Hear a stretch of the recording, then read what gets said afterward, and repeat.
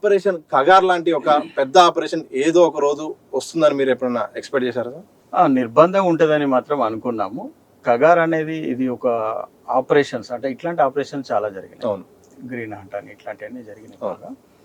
అయితే ఇంత తీవ్ర స్థాయిలో ఇంత తొందరగా వస్తుందని మాత్రం ఎక్స్పెక్ట్ చేయలేదు. కానీ అది కగార్ ఆపరేషన్ వల్ల మొత్తం పార్టీ ఇంత తీవ్రమైనటువంటి నష్టాలకు గురై ఇంతమంది చనిపోతారని మాత్రము తక్కువ టైంలో, అతి తక్కువ టైంలో ఇంతమంది చనిపోతారని మాత్రం ఊహించలేదు. అది కొంత సుదీర్ఘ కాలం పాటు కొనసాగుద్దని అనుకున్నాము, కానీ తొందరగానే వాళ్ళు ముగించే ప్రయత్నంలో ఉన్నారు.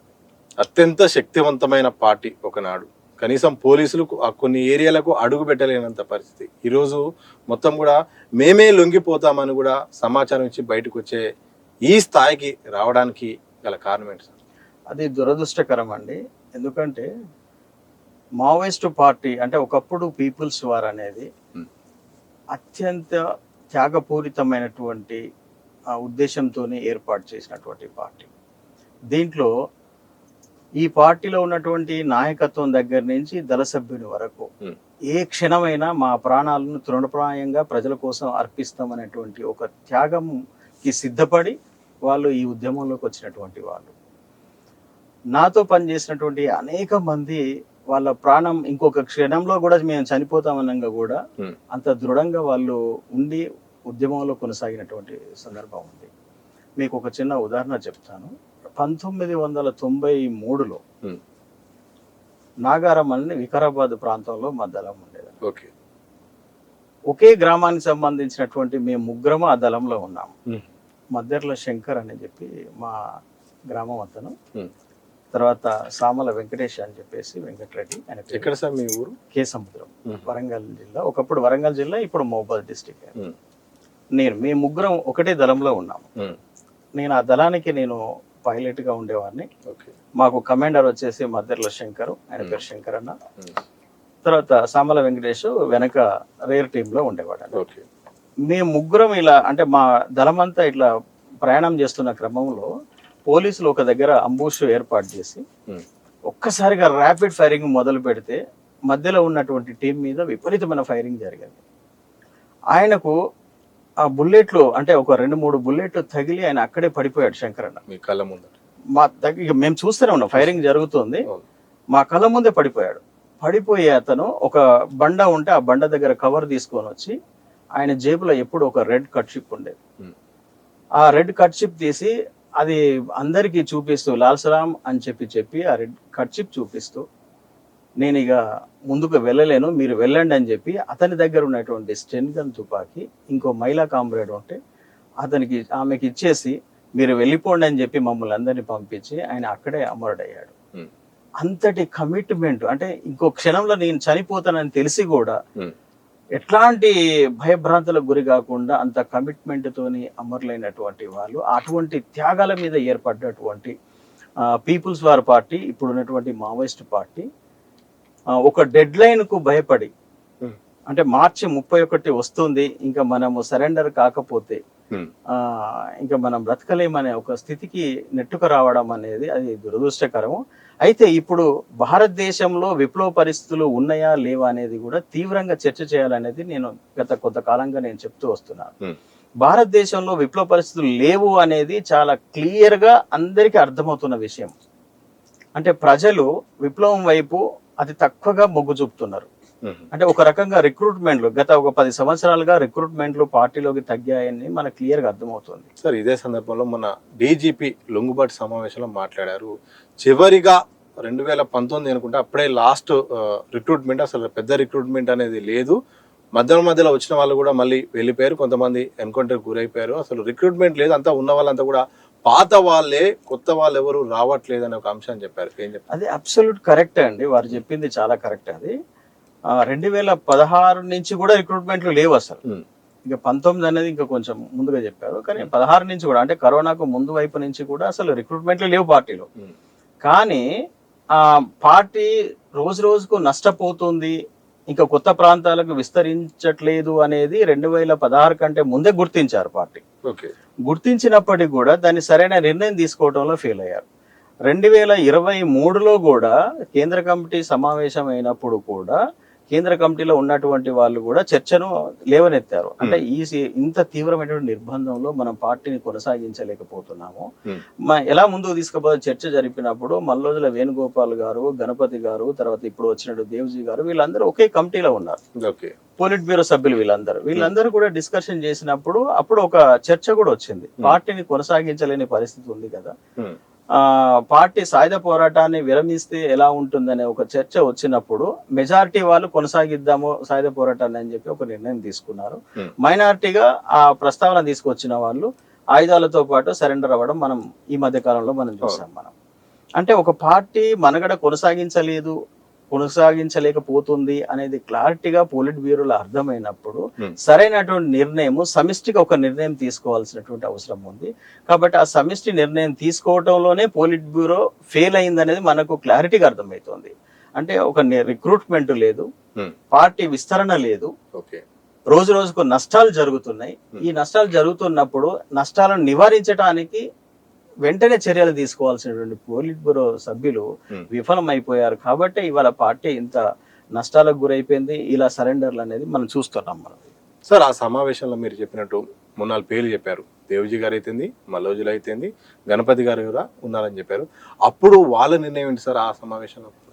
మనకు అంత క్లారిటీగా తెలియదండి. ఇప్పుడు ఎవరైతే దేవ్జీ గారు, మల్లోజుల గారు, మల్లోజు అయితే వెరీ క్లియర్ గా చెప్పారు.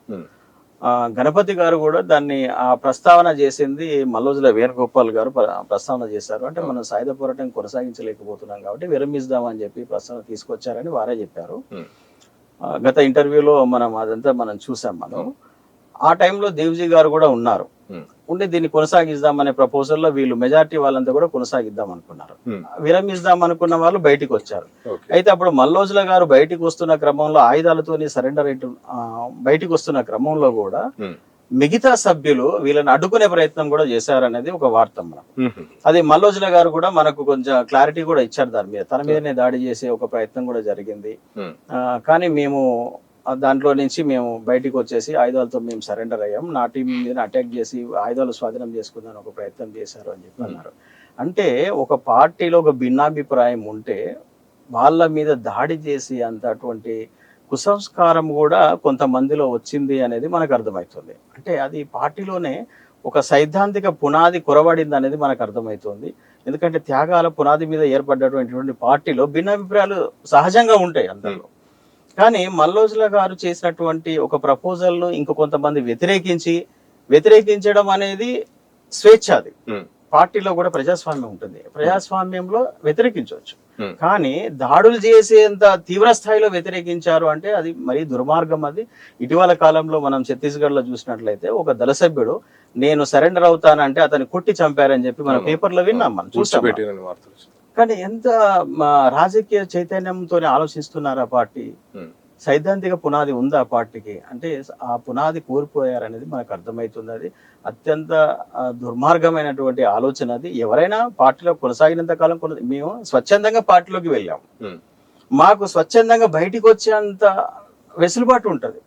కానీ దాడులు చేసేంత తీవ్ర స్థాయిలో ఉన్నారు అంటే ఎంత దుర్మార్గం చూడండి. ఆలోచన ఏ విధంగా మారిపోయింది అది. అంటే అది తప్పుడు విధానం, తప్పుడు ఆలోచన. అది ఇప్పుడు సెంట్రల్ కమిటీ స్థాయిలో ఉన్నటువంటి వాళ్ళు కూడా ఒక్కొక్కరుగా బయటకు వస్తున్నారంటే పార్టీలో సమిష్టి విధానం అనేది దెబ్బతినిపోయింది. సమిష్టి నిర్ణయాలు అనేది జరగట్లేదు పార్టీలో. కమ్యూనికేషన్ ఉందా సార్? అసలు సైద్ధాంతికంగా విఫలమైనప్పుడు ఎవరికి వాళ్ళే వ్యక్తిగత నిర్ణయాలు తీసుకుంటున్నారు. ఇక్కడ కమ్యూనికేషనే లేదు వాళ్ళ మధ్య. సైద్ధాంతికంగానే విఫలమైపోయింది పార్టీ ఇక్కడ. ఎందుకంటే ఒకప్పుడు మావోయిస్ట్ పార్టీలో సమిష్టి నిర్ణయాలకు కట్టుబడి ఉండేది. అంటే ఏ నిర్ణయం అయినా సమిష్టిగా తీసుకొని మెజారిటీ నిర్ణయాన్ని అమలు చేసేవారు. కానీ ఇప్పుడు పార్టీ వ్యక్తిగత నిర్ణయాలు తీసుకుంటున్నారు. ఇప్పుడు వ్యక్తిగత నిర్ణయాలు తీసుకున్నారు కాబట్టి ఒకరొకరుగా వచ్చి సరెండర్ అవుతున్నారు. అంటే సమిష్టి విధానం పోయిందనే కదా దాని అర్థం. అంటే ఎంత ఒక రకంగా ఏంటంటే చైతన్యం అనేది దిగజారిపోయిందనే మనం అనుకోవచ్చు. అంటే బయటికి వచ్చిన వాళ్ళలో ఇప్పటిదాకా చైతన్యం దిగజారిపోయి వీళ్ళు సరెండర్ అవుతున్నారని మనం అనుకున్నాం. కానీ పార్టీ లోపలనే సమిష్టి విధానం లేదు. సమిష్టి విధానం కనుక ఉంటే ఈ నష్టాలకు కారణం ఏందో మొన్న బయటకు వచ్చిన వాళ్ళందరూ చెప్పేవాళ్ళు. కానీ ఇప్పటికైనా కూడా మావోయిస్ట్ పార్టీలో ఉన్న వాళ్ళు సమిష్టిగా ఒక నిర్ణయం తీసుకొని పార్టీని లీగలైజ్ చేస్తేనే ఒక మంచి ప్రయోజనం ఉంటుంది, భారత ప్రజలకు ఒక మంచి నాయకత్వం ఉంటుంది అనేది నేను ఫీల్ అవుతున్నా. ఒకరొకరిగా రావడం వల్ల భారత ప్రజలకు ఒక మంచి నాయకత్వం అనేది ఉండదు. లొంగిపోయిన మాజీ మావలతో పాటు ఒకరిద్దరు కూడా సీఎం రేవంత్ రెడ్డి గారు కలిసారు. అయితే ఆ కలిసిన సందర్భంలో ఒక అంశం అయితే బయటకు వచ్చింది. అంటే నిషేధిత మావోయిస్టు పార్టీని రాజకీయ పార్టీగా మార్చడానికి కేంద్ర అనుమతి కావాలి, మీ మద్దతు కూడా కావాలని రేవంత్ రెడ్డి గారితో చెప్పినట్టు తెలుస్తుంది. అవసరమైతే మేము మా పోరాటాన్ని కూడా విరమిస్తాం, పిఎల్జీని కూడా రద్దు చేస్తాం, సాయుధ పోరాటాన్ని కూడా ఆపేస్తాం, కానీ రాజకీయ పంతాలు కొనసాగడానికి ఆ పార్టీకి అవకాశం ఇవ్వాలని ఒక ప్రపోజల్ వచ్చిందని బయటకు వచ్చింది సార్. ఆ ప్రపోజల్ యాక్సెప్ట్ చేస్తారా? సార్, సీఎం గారిని కలవడం అనేది సంతోషమే అండి అది. ఎందుకంటే అసలు అందరు కోరుకునేది అదే కదా. అమిత్ షా గారు అదే చెప్తున్నారు కదా, గత సంవత్సరం నుంచి అదే చెప్తున్నారు కదా. మీరు ఆయుధాలు వదిలిపెట్టి రండి, జనజీవన స్రవంతిలోకి వచ్చేసి ప్రజల మధ్య ఉండి ప్రజల సమస్యల కోసం మీరు పోరాడండి అని వాళ్ళే చెప్తున్నారు. మొన్న రెడ్ కార్పొరేట్ పరిచి సరెండర్ అయిన వాళ్ళందరినీ అసెంబ్లీకి తీసుకెళ్లాడు కదా, ఛత్తీస్గఢ్ లో తీసుకెళ్లాడు. రమ్మనే వాళ్ళు వెల్కమ్ చేస్తున్నారు. ఇంకా కొత్తగా అడగడం ఏముంది దాంట్లో? ఆయుధాలు మీరు వదిలిపెట్టడానికి రెడీగా ఉన్నారు అంటే రెడ్ కార్పొరేట్ వేసి తీసుకెళ్తున్నారు కదా, అంతకంటే ఇంకేం కావాలి? ఇంకా సపోర్ట్ ఏం కావాలి? భారత ప్రజాస్వామ్యంలో ఏదైనా ఒక క్రైమ్ చేసిన వాడిని నేరస్తునిగా చూస్తారు, అది ఉంది కదా. ఇవాళ మావోయిస్టులు ఒక సోషల్ కాజ్ కోసము అక్కడ ఉద్యమం చేశారు కాబట్టి భారత ప్రభుత్వము వాళ్ళ కోసము రెడ్ కార్పొరేట్ వేసి ఆహ్వానిస్తుంది. మీరు రండి, ఆయుధాలు వదిలిపెట్టి రండి, మీరు సరెండర్ అవ్వండి, ప్రజల కోసం పోరాడండి. దానికి తప్పేముంది దాంట్లో? వీళ్ళు కొత్తగా దాన్ని ఏదో అడగడము అది ఆశ్చర్యంగా ఉంది. అది ఎప్పటి నుంచో చెప్తున్నారు కదా. అంటే పార్టీని నిషేధిత అనే జాబితా నుండి తీసేసి దాన్ని లీగల్ గా రాజకీయంగా కొనసాగించడానికి దాన్ని అని ప్రపోజల్. ఆయుధాలు పట్టుకొని రండి, గవర్నమెంటే చేస్తుంది కదా ఆ పని. నువ్వు ఆయుధాలు అక్కడే పెట్టేసి వచ్చి మాకు లీగల్ చేయండి అని అంటే వ్యక్తిగతమా, అది పార్టీ నిర్ణయమా? ఇప్పుడు మొన్న ఎవరు మన దేవ్జీ గారు వెళ్ళి మాట్లాడారు, అది నీ వ్యక్తిగత నిర్ణయమా, పార్టీ నిర్ణయమా? పార్టీ సమిష్టిగా ఆలోచించుకొని రండి, ఎవరు వద్దంటున్నారు? రమ్మనే చెప్తున్నారు కదా అందరూ. సీఎం గారు కూడా అదే చెప్పుంటారు నాకు తెలిసి. అది మీడియాలో వాళ్ళు వచ్చి చెప్పాలి బయటికి, వద్దన్నది ఎవరు వాళ్ళను. ప్రజాస్వామ్యంలో మీరు ఎప్పటి నుంచో మీరు ప్రజాస్వామ్యబద్ధంగా మీరు ఫైట్ చేయండి, రాజ్యాంగబద్ధంగా ఫైట్ చేయండి అని చెప్పేసి సరెండర్ అయిన వాళ్ళకు రాజ్యాంగాలు చేతులు పెడుతున్నప్పుడు ఇంకా ఆ ప్రశ్నకి ఏమైనా అర్థం ఉందా? అలా అడగటంలో ఏమైనా అర్థం ఉందా?